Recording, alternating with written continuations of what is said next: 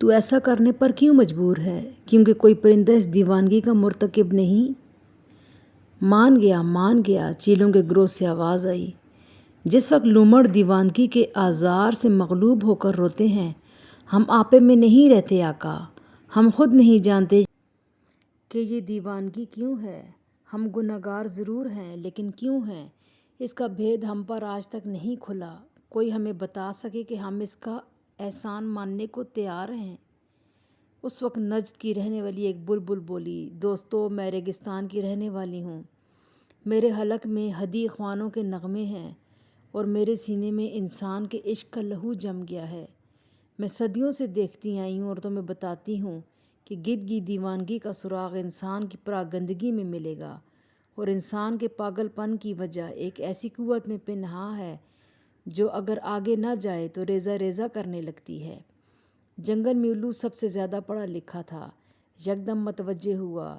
کیسی قوت؟ Mechanical energy, electrical energy, potential?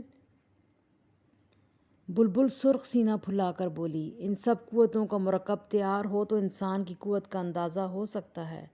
سب حیرانی سے بلبل کا چہرہ تکنے لگے۔ انسان اسی قوت کی بدولت دیوانہ ہوتا ہے۔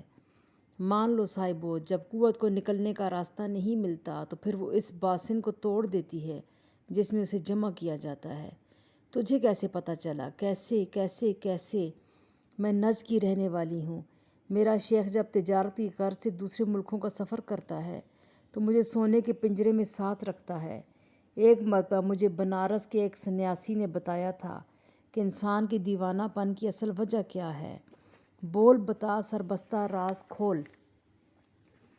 انسان کی ساری قوت اس کی جنسی طاقت میں پوشیدہ ہے۔ وہ جانوروں اور پرندوں کی طرح محض نسل بڑھانے کو اپنی جنس استعمال نہیں کرتا، بلکہ طاقت کے اس مشکی گھوڑے کو اپنی رانوں میں دبا کر رکھتا ہے۔ پھر یہی زرق برق اسے دنیا اور دین کی مسافتیں طے کرنے میں مدد دیتا ہے۔ اس گھوڑے پر انسان کے زانو سختی سے کسے ہوں تو وہ عرفان تک پہنچتا ہے، ڈھیلا بیٹھا ہو تو دیوانہ وار گرتا ہے اور پاگل کہلاتا ہے۔ دنیا کا عرفان ہو تو شاعری، مصوری، موسیقی، آرٹ جنم لیتا ہے۔ دنیا درکار نہ ہو اور قوت تیز ہو تو عرفان کی حدیں چھو لیتا ہے۔ عشق اور لا حاصل ہو جائے اور گھوڑا سوار کو گھسیٹے تو انسان پاگل ہو جاتا ہے۔ لوگ اسے پتھر مارتے ہیں، زنجیروں سے باندھتے ہیں۔ دیوانگی کی اصل وجہ یہی عشق لا حاصل ہے آقا۔ فاسفورس کی بتی 3 بار بجھی اور آواز آئی، لیکن انسان کی دیوانگی سے گدھ جاتی کا تعلق؟ علم ہمیشہ معلوم سے نامعلوم کی طرف لے جاتا ہے۔ کیا ہم انسان کی دیوانگی سے یہ پتہ نہیں لگا سکتے کہ کہیں راجہ گدھ بھی ایسی ہی قوت رکھتا ہے؟ عشق لا حاصل کی قوت؟ سرخاب نے سوال کیا۔ ہاں، اس کو کس طرح وہی طاقت حاصل ہو گئی ہے؟ بلبل بولی، اللہ کے دیے ہوئے رزق کی قسم، سچ سچ بتا، کیا تو اس طاقت سے مزین ہے؟ راجہ گدھ نے سراسیمگی کے عالم میں پر پھڑپھڑائے اور بولے، آقا، مجھے مہلت دے کہ میں اپنے بھید سے خود آگاہ نہیں۔ ہو سکتا ہے کہ یہی وجہ ہو، لیکن اگر تو مجھے کچھ وقت عنایت کرے تو میں اپنی برادری والوں سے مشورہ کروں اور پھر ساری کیفیت عرض کروں۔ سیمرغ نے فاسفورس کی لالٹین بجھا دی۔ زور سے بادل گرجا، یکبارگی بجلی یوں کڑکی کہ تمام پرندوں کی نگاہوں میں جنگل سفید ہو گیا۔ پھر اگلی میٹنگ تک کانفرنس ختم ہو گئی۔ پرندے ہولے ہولے ٹکڑیوں میں اڑنے لگے اور کچھ دیر کے بعد جنگل صرف سانپوں کی سائیں سائیں سے فیڈ بیک کرنے لگا۔ کلاس میں پہلے 15 لڑکے داخل ہوئے، لیکن رفتہ رفتہ بور جھڑنے لگا۔ کسی کو کورس مشکل لگا، کوئی ماحول سے مطابقت نہ پیدا کر سکا، کسی ایک کو لڑکیوں کی صحبت خائف کر گئی۔ ایک آدھ اس لیے چلا گیا کہ پڑھائی کے علاوہ کسی دوسری فیلڈ میں کمائی کے امکانات زیادہ روشن تھے۔ لڑکیاں ہمیشہ کی طرح ڈٹی رہیں۔ عورت میں ڈٹے رہنے کی بڑی قوت ہوتی ہے۔ بہت جلد کلاس میں ہم صرف 5 لڑکے رہ گئے، 5 لڑکیاں اور 5 لڑکے، اور اتنی متناسب تعداد کے باوجود سیمی اور آفتاب کے علاوہ ہم میں جوڑا بننے کی صلاحیت پیدا نہ ہوئی۔ سالانہ سپورٹس کے دن سارے کالج میں ہر زبان پر سیمی اور آفتاب کا سکینڈل تھا۔ اتنی جلدی، اس قدر دیدہ دلیری اور اپنائیت سے کوئی طالب علم کسی لڑکی کی طرف بڑھنے کی جرات نہیں کر سکتا تھا، لیکن وہ دونوں غالباً اس سکینڈل کو کوئی اہمیت نہیں دیتے تھے۔ سیمی اپنی ہم جماعت لڑکیوں سے مکمل طور پر کٹی ہوئی تھی۔ طیبہ اور فرزانہ تو خیر مڈل کلاس کی لڑکیاں تھیں، ان کی انگلیاں تو شروع دن سے منہ میں تھیں، لیکن کوثر جو خود گلبرگی پیداوار تھی، وہ اپنی تمام تر جدیدیت کے باوجود ابرو اٹھائے اور کندھے پر عیسائی لڑکیوں کی طرح کراس کا نشان بنائے بغیر نہیں رہ سکتی تھی۔ اینجا البتہ سارے اسکینڈل سے بچ کر چلتی، ہر بات سے بچے رہنے کی وجہ سے اس کا چہرہ ہمیشہ خوفزدہ رہتا۔ جوں جوں ان دونوں میں فاصلے کم ہوتے گئے، اتنا ہی بلا وجہ بغیر سوچے سمجھے اور اپنی بہتری کے خلاف میں سیمی کا گرویدہ ہوتا چلا گیا۔ دل بھی عجیب چیز ہے، جب ماننا نہ چاہے تو لاکھ ثبوت پیش کرو، ہزاروں دلائل دو، کچھ نہیں مانتا۔ آفتاب اور سیمی ساتھ ساتھ بیٹھتے تھے، ان کے نوٹس سانجے تھے، کتابیں ایک تھیں، وہ ایک پین سے باری باری لکھتے تھے۔ موٹر سائیکل پر میں نے انہیں آتے جاتے کئی بار دیکھا، کیفیٹیریا پر وہ ایک گلاس میں 2 اسٹرا ڈال کر مشروب پیتے، کالج میں تمام ایک کی خیریت دوسرے سے پوچھتے۔ اس کے باوجود مجھے شبہ تک نہ تھا کہ سیمی آفتاب سے محبت کرتی ہے، کیونکہ میرا دل اس بات کی گواہی دیتا رہتا تھا کہ یہ سب چلتی پھرتی چھاؤں ہیں، انسان لا حاصل کے پیچھے بھاگ کر کتنی لذت حاصل کرتا ہے۔ سالانہ سپورٹس ڈے پر سارا کالج نصف دائرے والے اعلان میں جمع تھا۔ زیادہ تر نظریں آفتاب اور سیمی پر تھی، جو کرسیاں کم ہونے کی وجہ سے ایک ہی کرسی پر ساتھ ساتھ بیٹھے تھے۔ سپورٹس کلب والے ہماری سوشیالوجی کی لڑکیوں کو منا کر گراؤنڈ میں ریس کے لیے لے گئے۔ اس ریس کے دوران کوثر اور سیمی نے جینس پہن رکھی تھی اور طیبہ اور فرزانہ کھلے پائنچوں کی شلواروں میں چاٹیاں سر پر اٹھائے بھاگ رہی تھیں۔ کالج کے کئی حلال زادے بازو اٹھائے بے پرواہ بھاگتی ان ہرنیوں کو دیکھ کر دل ہی دل میں حرام زادے ہو گئے تھے۔ ایسوں میں سے ایک میں بھی تھا۔ فرزانہ کی چاٹی ٹوٹ کر پاش پاش ہو گئی، سیمی نے کئی فاؤل کیے، طیبہ بھاگی تو جیداری سے لیکن کوثر سے پیچھے رہ گئی۔ بالآخر چاٹی ریسوں میں کوثر سے سیمی ہار گئی۔ اس کے بعد آفتاب اور سیمی چند لمحے ٹھہرے اور پھر وہ دونوں اوول چھوڑ کر خدا جانے کہاں چلے گئے۔ اس روز پہلی بار میرے دل میں شبہ پیدا ہوا کہ شاید سیمی اور آفتاب دور نکل گئے ہوں۔ یہ شبہ میرے دل میں کوثر نے ڈالا۔ وہ چاٹی ریس میں فرسٹ آئی تھی، اس کا چہرہ تمتمایا ہوا اور گردن پر پسینے کے قطرے تھے۔ سیمی کی غیر موجودگی میں وہ بہت سمارٹ، شائستہ اور قابل قبول لڑکی لگتی تھی۔ کرسیوں کی کمی تھی۔ اس کی واپسی پر میں نے اپنی کرسی اسے پیش کر دی اور شامیانے کے کھمبے کو پکڑ کر کھڑا ہو گیا۔ چلی گئی کون؟ میں نے پوچھا۔ ہاں جی چلی گئی، پچھلی قطار سے امجد نے جواب دیا۔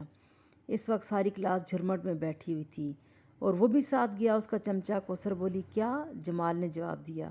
اپنے کٹے ہوئے بال دونوں ہاتھوں میں اٹھا کر اس نے پسینہ آلود گردن سے اوپر کیے۔ کمپٹیشن تو ذرا برداشت نہیں کرتی، کیسے بھاگی ہے یار۔ طیبہ اور فرزانہ دوپٹوں سے منہ پونچھتی ہوئی ہنسنے لگیں۔ اینجا البتہ اپنے ناخنوں کو دیکھتی رہی، وہ ازل کی بیچاری تھی۔ ابھی تو چاٹی ریس ہاری ہے، جب آفتاب ریس ہاری گی تو پتہ نہیں کیا حشر ہوگا اس کا۔ کوثر کی زبان پر عورت کا ازلی حسد تھا۔ غصے کی وجہ سے مجھے اس کی شکل بھی کچھ ٹیڑھی لگ رہی تھی۔ پھر سپورٹس کلب کا ایک جوان ان تینوں لڑکیوں کے لیے کوکا کولا لے آیا۔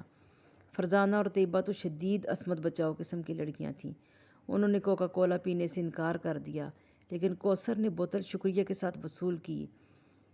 نواڑی رنگین کرسی پر بیٹھی اور کوکا کولا پیتے ہوئے سیمی کے کردار، آفتاب کی کمزوری، کلاس کی بدنامی، پروفیسروں کی بے بسی پر لمبی چوڑی گفتگو کا آغاز کیا۔ کوثر تعارفی تقریب والے دن سے زخم خوردہ تھی۔ گو اس کا مبلغ علم سیمی سے کم تھا، لیکن وہ گلبرگ کے مین بولے وارڈ سے آتی تھی، جہاں شہر کے امیر الامراء رہتے ہیں۔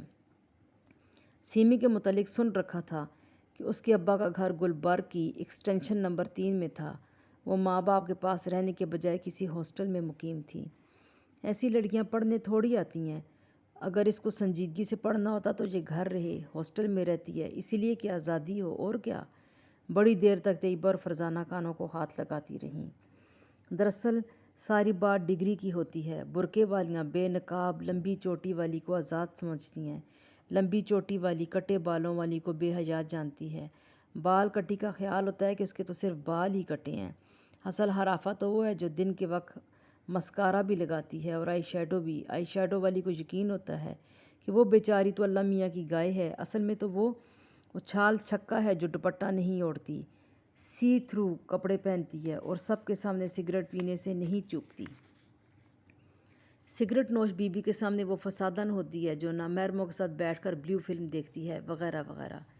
اس طرح مردوں میں بھی نیکی کا تعلیم موجود ہوتا ہے اور اس کی کئی ڈگریاں مقرر ہوتی ہیں۔ جو شخص صرف نظر باز ہے اور اچٹتی نظر سے لڑکیوں کو دیکھتا ہے، وہ ان مردوں کو بدماش سمجھتا ہے جو لڑکیوں کی محفل میں راجہ اندر بن کر بیٹھتے ہیں اور لطیفوں اور کہانیوں سے فضا کو غزلیات کی طرح رومانٹک کر دیتے ہیں۔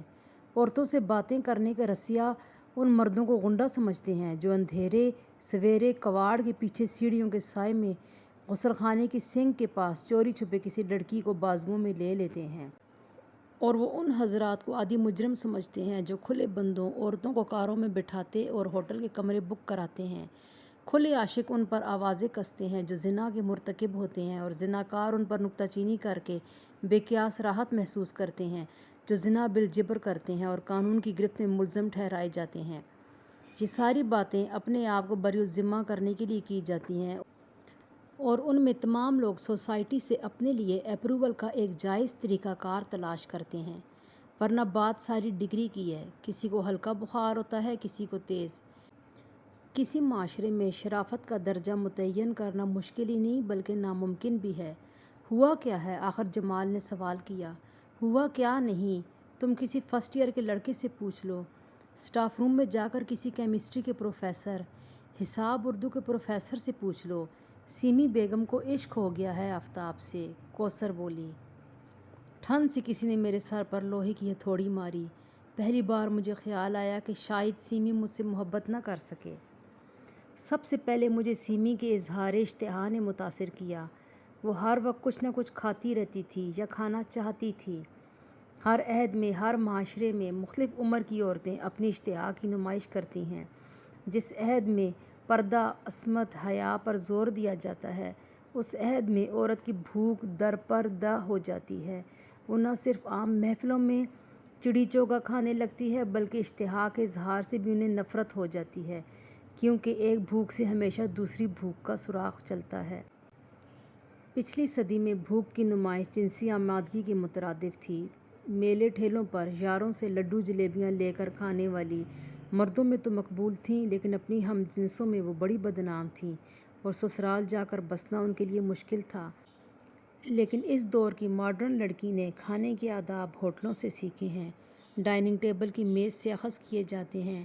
ہوائی جہازوں کے سفر میں جہاں اپنے اپنے ٹرے لگائے آتے ہیں اور جہاں آپ کے ٹرے میں دوسروں کی شراکت ممکن نہیں، ان ہوٹلوں ہوائی سفروں نے لڑکیوں کا نہ صرف چمچ کانٹا علیحدہ کر دیا ہے بلکہ ان کی بھوک کو فرداً فرداً بڑی اہمیت دے دی ہے۔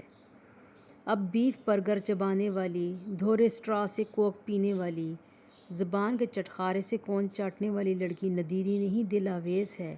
اتنے سارے ٹیلی ویژن کے اشتہاروں میں ماڈلز کو چائے پیتے، چوئنگم چباتے، بسکٹ کھاتے دیکھنے کے بعد کھاتی پیتی لڑکی مرد کا آئیڈیل بن جاتی ہے۔ ویسے بھی مرد کا عورت کی بھوک سے ڈھکا چھپا لیکن بڑا پرانا رشتہ ہے۔ جب کبھی کوئی مرد کسی عورت کے عشق میں مبتلا ہوتا ہے تو اسے اس عورت کی بھوک مٹانے کا چسکا پڑ جاتا ہے، پھر وہ اس کی جذباتی بھوک مٹانے کے لیے اس کا سہارا بنتا ہے۔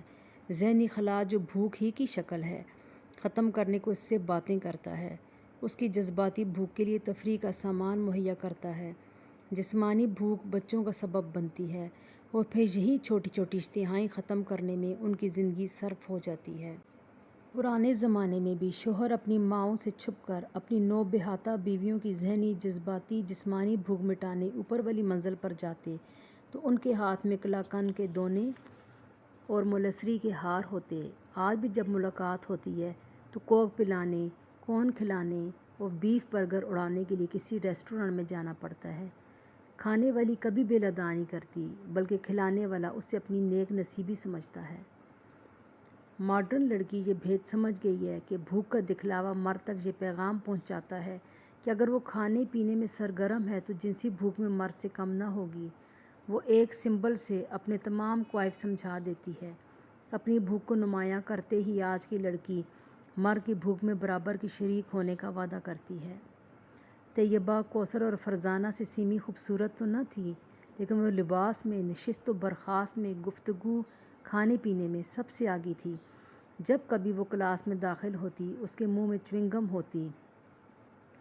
جو ہی پروفیسر کلاس سے جاتا وہ اپنے کینوس کے تھیلے میں سے سیب نکالتی اور اسے آستین پر صاف کر کے کھانے لگتی۔ سیب کھانے کا بھی اس کا عجیب طریقہ تھا۔ وہ سیب میں تیکھے دانت اتارتی اور کڑک کی آواز کے ساتھ منہ پرے کر لیتی۔ ایک ہی ہفتے کے اندر اس کا سیب ساری کلاس میں گھومنے لگا تھا۔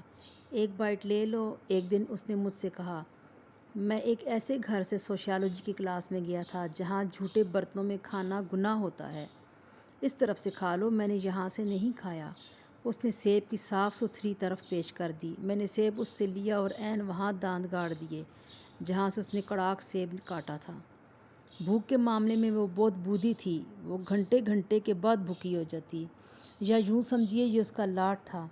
بہت جلد ہماری کلاس سے خاندان کا روپ اختیار کر گئی، اس لیے سیمی کی باتیں کسی کو عجیب نہ لگتی تھیں۔ بھئی میرے پاس 75 پیسے ہیں لیکن مجھے کوک پینا ہے کوئی اللہ کا بندہ؟ اللہ کا بندہ آفتاب ہمیشہ اس کی ساتھ والی سیٹ پر ہوتا۔ اچھا بھئی اور کون کون کوک پیے گا؟ آدھے پونے سبھی تیار ہو جاتے، پھر سب اپنی اپنی نقدی اس کے ڈیسک پر دھرتے جاتے۔ وہ حساب لگاتی، جب رقم پوری ہو جاتی تو ہم سب کوک پینے چلے جاتے۔ کینٹین پر بھی عجیب تماشا رہتا، کوئی 7 اپ منگواتا تو کوئی فانٹا منگواتا۔ اب سیمی کبھی کسی سے مانگ کر گھونٹ پیتی، کبھی اپنی بوتل پیش کر کے کہتی، پی لو طیبہ، تم نے تو فانٹا منگوایا ہے، 7 اپ کا بھی ایک سپ لے لو بھئی۔ جب طیبہ ہچکچاتی تو وہ اپنے کینوس کے تھیلے میں سے ٹیشو پیپر نکال کر بوتل کا منہ صاف کرتی اور کہتی، خدا قسم اب تو کوئی حرج نہیں ہے۔ شروع میں سیمی ایسی سپورٹی لڑکی نظر آئی کہ کلاس والوں کو شبہ تک نہ ہوا کہ وہ آفتاب کی ہپ پاکٹ میں ہے۔ ان دنوں میں ہر روز اس میں کوئی نئی بات، کوئی نئی ادا دریافت کرنے کی سٹیج میں تھا۔ میری یہ سٹیج تخیر کی تھی۔ جو کچھ مجھے نظر آتا میں اسے پوری طور پر ہضم بھی نہ کر پاتا کہ دوسرے دن اس میں کچھ اور نیا، کچھ اور دلچسپ اور حیران کن نظر آ جاتا۔ سب سے بڑی تبدیلی جو آفتاب سے ملنے کے بعد اس میں آئی اردو کی سوجھ بوجھ تھی۔ اب وہ ایسی اردو بولنے لگی تھی کہ بڑے بڑے اردو باز اس کا منہ دیکھتے رہ جاتے۔ سوشیالوجی کی کلاس میں وہ سب سے بطونی لڑکی تھی۔ پروفیسروں کے نظریات سے ٹکر لینا اور چھوٹے سے لطیفے پر دیر تک ہنسنا اس کا محبوب مشغلہ تھا۔ دراصل اس میں وہ خوش اعتمادی کا خمیر تھا جس سے اس کی شخصیت کی تمام دل آویزی میں پھول لگے تھے۔ بھوک کی نمائش کے بعد سیمی کی ہنسی میں بڑی جنسی کشش تھی۔ وہ عموماً گردن پیچھے کر کے اور غرے کرنے کے انداز میں منہ کھول کر پاٹدار آواز میں ہنستی۔ ایسے میں اس کے کندھے، بازو، پیٹ سب ہلکورے لینے لگتے۔ اس کا قہقہ عام طور پر مصنوعی ہوتا لیکن اس قدر بناوٹی ہونے کے ساتھ ساتھ اس میں عجیب سی کشش تھی۔ اس روز پتہ نہیں آفتاب نے کیا کہا کہ ساری کلاس ہنسنے لگی۔ سیمی کا قہقہ سب سے بلند تھا۔ ہنستے ہنستے اس کی آنکھوں سے آنسو بہنے لگے تھے۔ بدقسمتی سے اس روز وہ میرے بہت قریب بیٹھی تھی۔ حالانکہ اس کا بازو آفتاب کی کاپی پر تھا لیکن اس قربت نے مجھ پر ایسے اثر کیا کہ یکدم ہنستے ہنستے میں اسے دیکھنے لگا اور پھر ہنس نہ سکا۔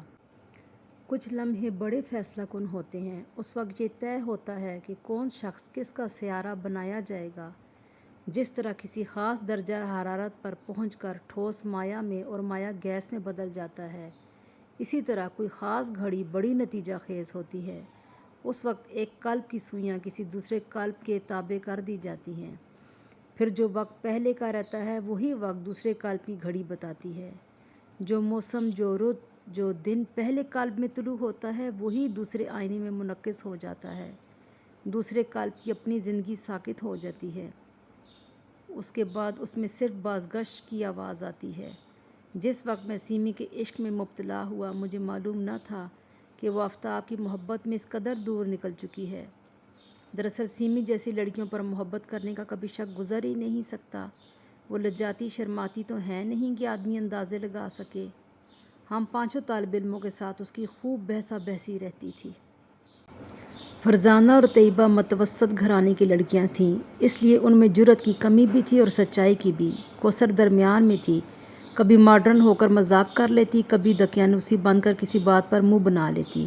صرف سیمی جلتا کوئلہ تھی، پھڑکتا سرخ۔ بھلا اس میں کیسے شبہ کرتا کہ اندر ہی اندر وہ جل بجھا ہے۔